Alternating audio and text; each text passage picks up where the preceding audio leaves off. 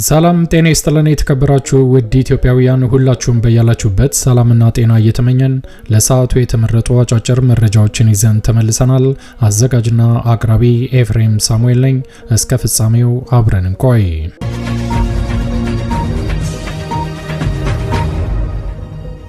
ክቡራን አድማጮች እንደተለመደው ይሄ መረጃ ለፍትህ፣ ለዲሞክራሲ፣ ለእኩልነት ለሚታገሉ ንጹሃን ወገኖቻችን በአጠቃላይ ድምጽ ለመሆን ስለሚረዳ ወዳጆቼ ላይክ በማድረግ እንድትጀምሩ ስል በትህትና ለማስታወስ እወዳለሁ።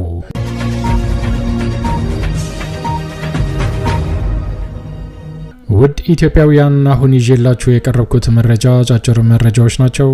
የመጀመሪያው መረጃ በአማራ ክልል ተጠናክሮ በቀጠለው የህልውና ተጋድሎ ዛሬም የአማራ ፋኖ በተለያዩ ግንባሮች ላይ እንቅስቃሴውን አጠናክሮ እንደቀጠለ፣ በተለይ በጎጃም አካባቢ የሚገኘው የአማራ ፋኖ አዳዲስ ቦታዎችን እየተቆጣጠረ የአብይ አህመድ ወታደሮችን እየበተነ ቀጥሏል። አብይ አህመድ ሾልኮ ባህር ዳር ገብቶ መውጣቱን ተከትሎ የብልጽግና ደጋፊዎች ጭፈራቸውን አጠናክረው ቢቀጥሉም የአማራ ፋኖ በጎጃም በተለያዩ ግንባሮች ድል መቀናጀቱን ቀጥሏል ብሏል። በሌላ መረጃ ደግሞ በወሎ አካባቢ ተጠናክሮ በቀጠለው ውጊያ የተለያዩ ቁልፍ ቦታዎችን የአማራ ፋኖ በቁጥጥር ስር ማስገባቱን ቀጥሎበታል። እነዚህና ሌሎች አጫጭር መረጃዎች ወደ እናንተ ከሚደርሱት መረጃዎች መካከል ይገኛሉ። እስከ ፍጻሜው ከቆያችሁ ታዳምጣላችሁ። መልካም ቆይታ።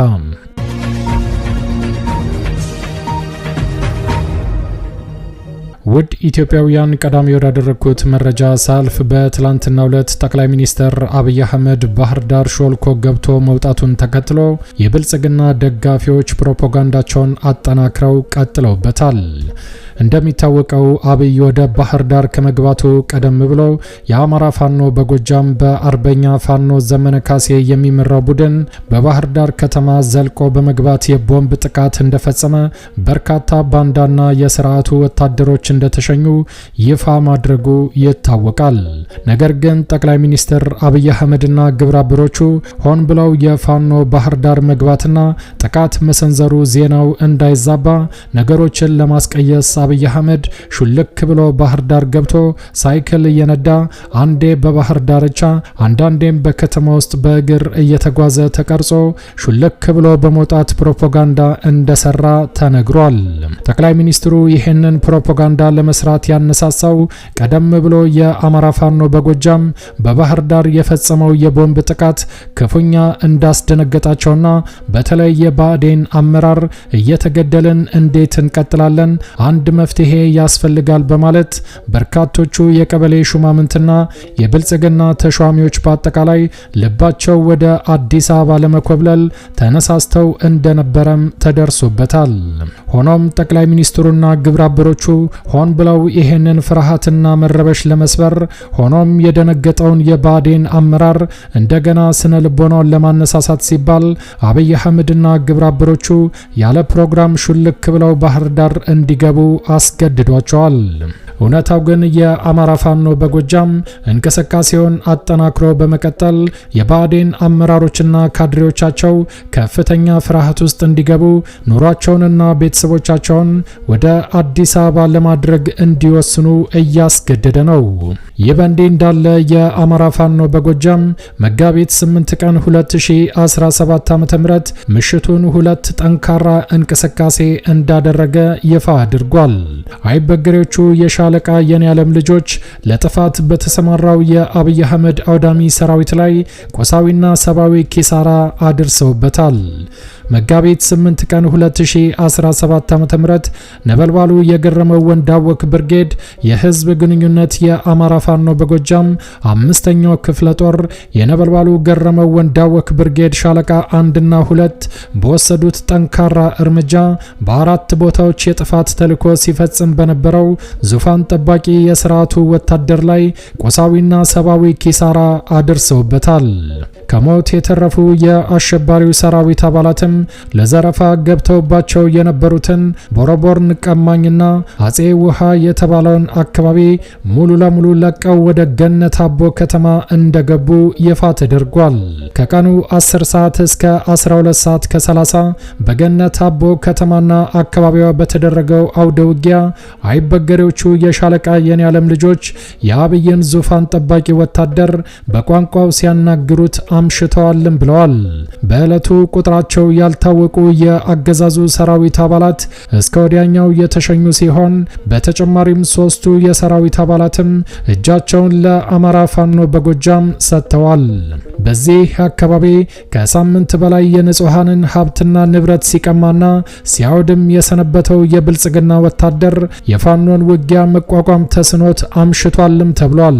በአገዛዙ ውንብድና የተማረረው የቋሪት ወረዳ ማህበረሰብ የሞት ሽረት ትግሉን አጠናክሮ ቀጥሏልም ተብሏል።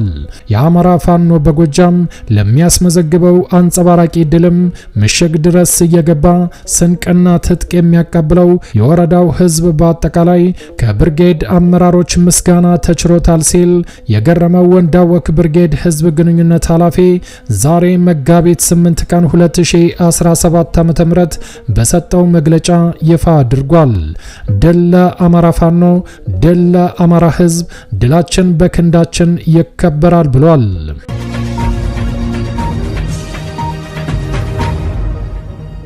ውድ ኢትዮጵያውያን ወደሚቀጥለው መረጃ ሳልፍ ደግሞ አሁንም በዚሁ በጎጃም አካባቢ የአማራ ፋኖ በጎጃም በአርበኛ ዘመነ ካሴ እየተመራ መጋቢት 8 ቀን 2017 ዓ.ም ከአዲስ ቅዳም እንጅባራ ከተማ መካከል ከምትገኘው እንደሃ ቀበሌ ላይ በደፈጣ ተይዞ የአብይ አህመድ ወታደር ክፉኛ እንደተቀጠቀጠ አረጋግጠዋል።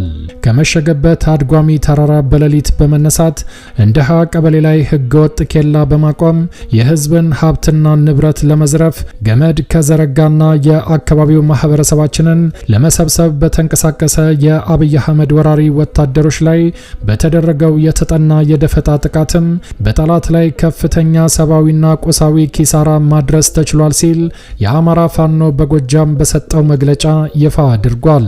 በዚህም ዛሬ መጋቢት 8 ቀን 2017 ዓ.ም ከረፋዱ 3 ሰዓት ከ30 አካባቢ እስከ 4 ሰዓት ከምናምን ድረስም በፋኖ አየነው ሀምሳሉና ፋኖ ጌታዬ ወርቅነህ እየተመሩ የገቡት የአማራ ፋኖ በጎጃም አገው ምድር አንደኛ ክፍለ ጦር የመቶ አለቃ ኤፍሬም አጥናፉ ብርጌድ ሻለቃ ነበልባሎች በሰሩት የተጠና ልዩ የደፈጣ ኦፕሬሽን እስካሁን በተረጋገጠ መልኩ 8 የጠላት ወታደሮች እስከ ወዲያኛው እንደተሸኙ አብዛኛው ቁስለኛ እንደተደረገ አረጋግጠዋል። በተወሰደባቸው ድንገተኛ የደፈጣ ጥቃትም ግራ የተጋባው የብርሃኑ ጁላ ወታደር የሚገብረውን ገብሮ ሙትና ቁስለኛውን እየጎተተ ከረፋዱ 4 ሰዓት አካባቢ የተረፈው ወደ መጣበት ፈርጥጧል ሲል የአማራ ፋኖ በጎጃም ይፋ አድርጓል። አዲስ ትውልድ፣ አዲስ አስተሳሰብ፣ አዲስ ተስፋ። ድል ለአማራ ፋኖ፣ ድል ለአማራ ህዝብ። ትግሉ በአዲስ ፍጥነትም ወደ መዳረሻው እየገሰገሰ ነው ሲል ፋኖ ተሻገር አደም የመቶ አለቃ ኤፍሬም አጥናፉ ብርጌድ ህዝብ ግንኙነት ኃላፊ መጋቢት 8 ቀን 2017 ዓ.ም ይፋ አድርጓል።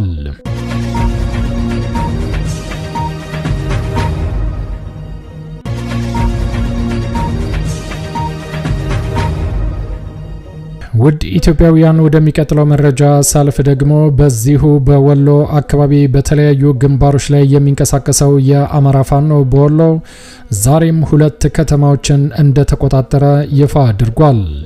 ሼህ ሁሴን ጀብሪል ብርጌድ በ24 ሰዓት ውስጥ ብቻ 2 ከተሞችን የተቆጣጠረበት አስደናቂ ኦፕሬሽን ተፈጽሟል። የአማራ ፋኖ በወሎ ቤተ አማራ ምዕራብ ወሎ ኮር አማራ ሳይንት መቅደላ ክፍለ ጦር ሼህ ሁሴን ጀብሪል ብርጌድ በደቡብ ወሎ ዞን መቅደላ ወረዳ ውስጥ የሚገኙ 2 ከተሞችን ተቆጣጥሮ ከፍተኛ ድል ማስመዝገቡን አበሰረ። ባለፉት 24 ሰዓት ውስጥ ብቻ በመጀመሪያ ወደ ኮሬብ ከተማ ገብቶ ብርጌዱ በሰራው ኦፕሬሽን በጠላት ላይ ከፍተኛ ጉዳት ያደረሰ ሲሆን አንድ የታወቀ ሽፍታም ለብልጽግና ወግኖ ሀገር ሲያስለቅስ ስለነበር አፍነው ትጥቁን እንደተረከቡት አረጋግጠዋል። የፋኖ አባላቱ በአጠቃላይ የታቀደውን ኦፕሬሽን ካሳኩ በኋላ ከተማዋን ለቀው በመቀጠልም ከኮሬብ መልስ ወደ ደብረ ዘይት ከተማ ተጉዘው ጠላትን በታትነው ደብረ ዘይት ከተማን ሙሉ ለሙሉ በቁጥጥር ስር አስገብተዋል።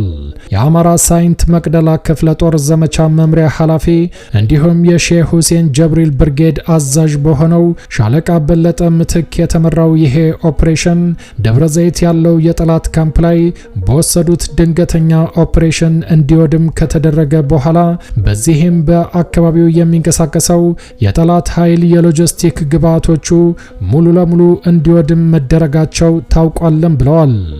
ሞት አይፈሪዎቹ የሼህ ሁሴን ጀብሪል ብርጌድ ፋኖችም የጠላት ካምፕን አቃጥለው ሲያበቁ ተጨማሪ ጠላት ከኮሬ አቅጣጫ ወደ ደብረ ዘይት ከተማ ሲመጣ ድርስም የተባለ አካባቢ ላይ ደፈጣ ጥለው በሽምቅና በደፈጣ ውጊያ እንዳጣደፉትም አረጋግጠዋል።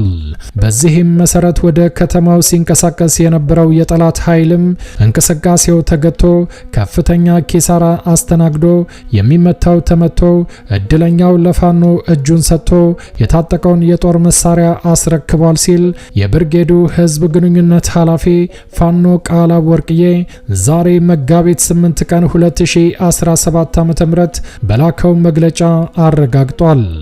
ድል ለአማራ ህዝብ፣ ድል ለአማራ ፋኖ፣ ድላችን በክንዳችን ይከበራል ብለዋል።